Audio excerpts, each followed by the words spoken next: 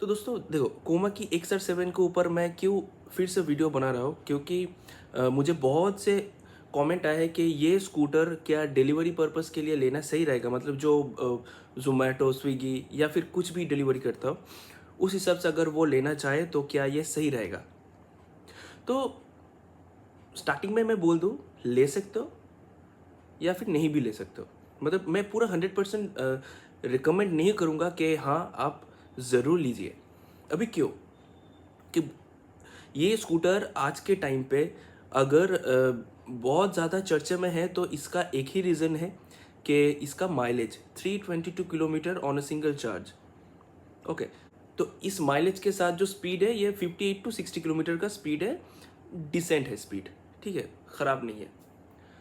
लेकिन यहाँ पे अभी रियलिटी को समझते हैं। एक चीज़ समझना, और मैं सिर्फ इसी ब्रांड के ऊपर मैं बात नहीं कर रहा हूँ या फिर कोमाकी का इसी मॉडल के ऊपर मैं बात नहीं कर रहा हूँ। हर एक ईवीज के लिए सेम है ये चीज़ के जो रेंज बोला जाता है या फिर दिखाया जाता है स्क्रीन पे उनके साइट पे, वो होता है आईडीसी रेंज। अभी आईडीसी रेंज क्या है और ट्रू रेंज क्या है, ये दोनों को समझना बहुत ज़रूरी है। जिन जिन को पता होगा वो तो ठीक है, लेकिन बहुत सी यूज़र्स को या फिर बहुत से नए कस्टमर को नहीं पता है कि आईडीसी रेंज क्या होता है और ट्रू रेंज क्या होता है। देखो, आईडीसी रेंज जो होता है वो जो माइलेज शो करता है या फिर जो कंपनी बोल रहा है कि ये जो अगर मैं इसी स्कूटर को पकड़ लूँ कि 322 किलोमीटर का आपको रेंज मिलेगा, या फिर अगर मैं ओला को भी पकड़ लूँ जहाँ पे 5 किलोवाट बैटरी के साथ आ रहा है, जो भारत सेल के साथ आता है, वहाँ पे भी ओला बोल रहा है कि 320 किलोमीटर का माइलेज है। तो ये अगर आप स्कूटर को राइड करोगे ना, तो ये माइलेज आपको बिल्कुल भी देखने को नहीं मिलेगा। ट्रू रेंज क्या है? ट्रू रेंज वही है जो आपको एक्चुअल में मिल रहा है या फिर स्क्रीन पे शो हो रहा है, वो होता है एक्चुअल में ट्रू रेंज।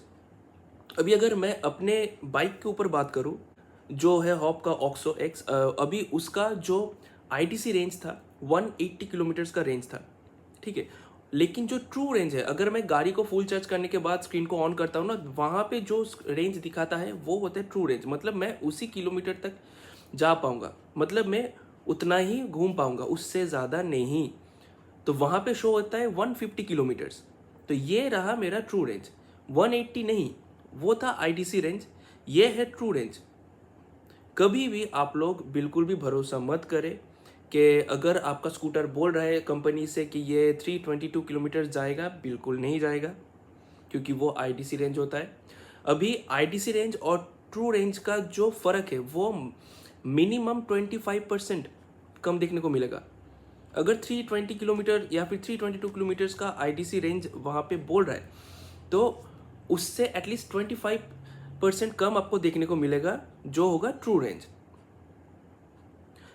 अभी यहाँ पे जैसे मैंने बोला कि उस हिसाब से देखा जाए तो 180 किलोमीटर्स का आईडीसी जो रेंज था और मुझे मिल रहा है 150 किलोमीटर्स का रेंज।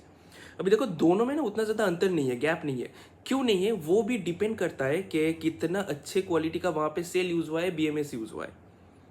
अभी अगर वहाँ पे बीएमएस उतना अच्छा नहीं है या फिर सेल का क्वालिटी उतना अच्छा नहीं है, तो आपको और भी ज़्यादा डिस्टेंस या फिर गैप देखने को मिलेगा जो आईटीसी रेंज और ट्रू रेंज के अंदर।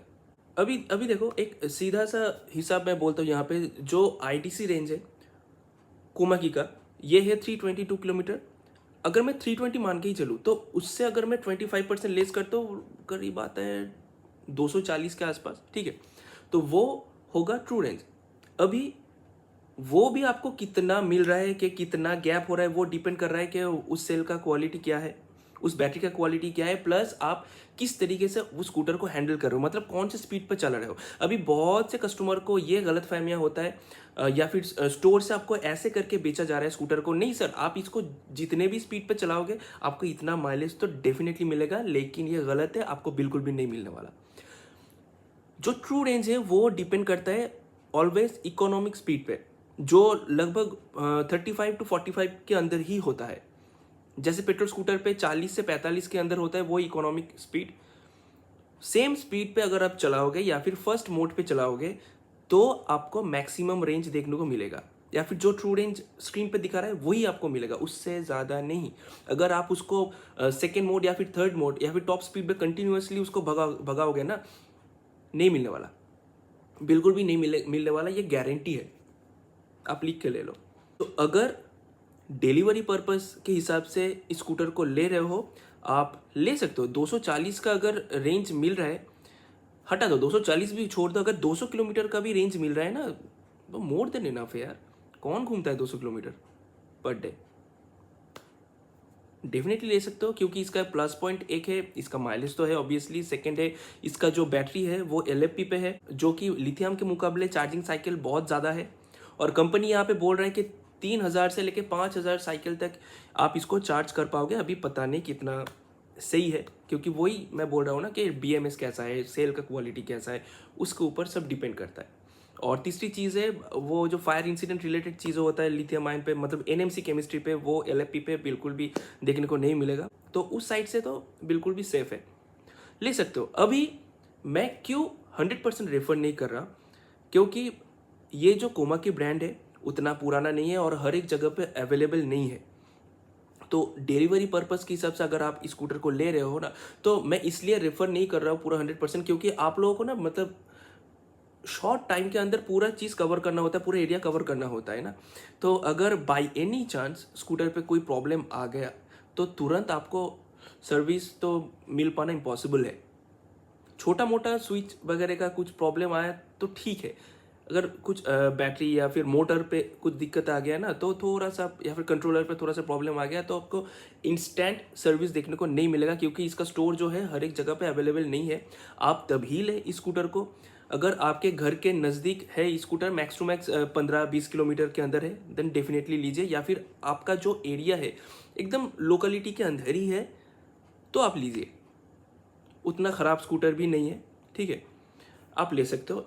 और अगर मैं बोलूँ कि इससे थोड़ा सा बेटर ऑप्शन ईवी के लिए कौन सा रहेगा, मैं यहाँ पे बोलूँगा वीडा VX2 प्लस। दो वेरिएंट आता है, VX2 और VX2 प्लस। VX2 प्लस आप ले लीजिए। उसका एक फ़ायदा ये है कि अगर आप चाहो इमरजेंसी पर्पस के लिए कि एक ही बैटरी के ऊपर उस स्कूटर को रन करना चाह रहे हो और एक को बैकअप रख रहे हो, तो वो पॉसिबल है। दोनों बैटरी पे भी ये स्कूटर चलता है, सिंगल बैटरी पे भी ये स्कूटर चलता है। प्लस अगर इमरजेंसी है कि ऐसी जगह पे आप लोग अटक चुके हो जहाँ पे आपको बैटरी निकाल के चार्ज करना पड़ेगा, तो आप स्कूटर के थ्रू कर सकते हो, जो कि आपको दूसरे किसी प्रीमियम सेगमेंट के स्कूटर पे ये फीचर्स देखने को नहीं मिलेगा। तो एक और प्लस पॉइंट है स्कूटर का कि अगर आप चाहते हो कि उतना ज़्यादा पैसा आपको इन्वेस्ट करना नहीं है, लेकिन एक प्रीमियम सेगमेंट का स्कूटर आपको लेना है फॉर डिलीवरी पर्पस, तो आप इसका जो बैटरी है, battery as a service plan के थ्रू भी आप ले सकते हो, जहाँ पे कंपनी ऑफर कर रहा है 1.5 रुपये पर किलोमीटर के हिसाब से, जहाँ पे आपका बैटरी का बिल्कुल भी झंझट नहीं लेना है। बैटरी कितना ख़राब हो गया, कोई भी प्रॉब्लम आ गया बैटरी पे, वो सब कुछ कंपनी देख लेगा। आपको सिर्फ स्कूटर मिलेगा, उससे क्या होगा, प्राइस भी बहुत ज़्यादा कम हो जाएगा, आपको 1 लाख रुपए खर्च करना नहीं पड़ेगा। और इस पे जो ट्रू रेंज आपको देखने को मिलेगा, ये 100 किलोमीटर देखने को मिलेगा, ठीक है, अच्छा है। तो थोड़ा सा सोच लेना लेने से पहले कि आपका जो डिलीवरी एरिया है वो 100 किलोमीटर्स या फिर उससे नीचे होना चाहिए, तभी ये स्कूटर सही है। क्योंकि इसका स्पीड जो है 80 किलोमीटर पर आवर का स्पीड है, मोटर भी अच्छा खासा पावरफुल है, देन डेफिनेटली ये ले सकते हो। मैं उन सबको रेफर करूंगा जो एक प्रीमियम सेगमेंट का स्कूटर लेना चाहते हैं और एटलीस्ट क्वालिटी अच्छा हो, सपोर्ट अच्छे से मिले, और ये जो बैटरी निकाल के चार्ज करने का जो सिस्टम है वो भी होना चाहिए मेरे हिसाब से, then one and only scooter ये आप ले सकते हो। और अगर आप लोग सोच रहे हो कि मुझे किसी भी हाल में एक्स्ट्रा बैटरी के लिए या फिर पर किलोमीटर के हिसाब से पैसा नहीं खर्च करना है, तो आप अगर IC इंजन के तरफ जा रहे हो, देन वहाँ पे मेरे लिए अभी तक एक ही बेस्ट ऑप्शन है, जो कि है बजाज का फ्रीडम, जो CNG पे चलता है। CNG पे भी चलता है और पेट्रोल पे भी चलता है, जहाँ पे दोनों को कंबाइन करके जो माइलेज निकल के आता है अराउंड 300 के आसपास, ठीक है। तो आज के टाइम पे अभी के लिए मेरे हिसाब से वो one of the best option है, अगर आप EV को छोड़ के पेट्रोल स्कूटर की तरफ या फिर पेट्रोल बाइक्स की तरफ जाना चाहते हो तो। क्योंकि अभी हर एक जगह पे आपको CNG का सिस्टम देखने को मिलेगा, हर एक पेट्रोल पंप पे, तो उतना प्रॉब्लम नहीं आने वाला है और इसका क्वालिटी भी बहुत अच्छा है, आप एक बार जाके चेक कर सकते हो।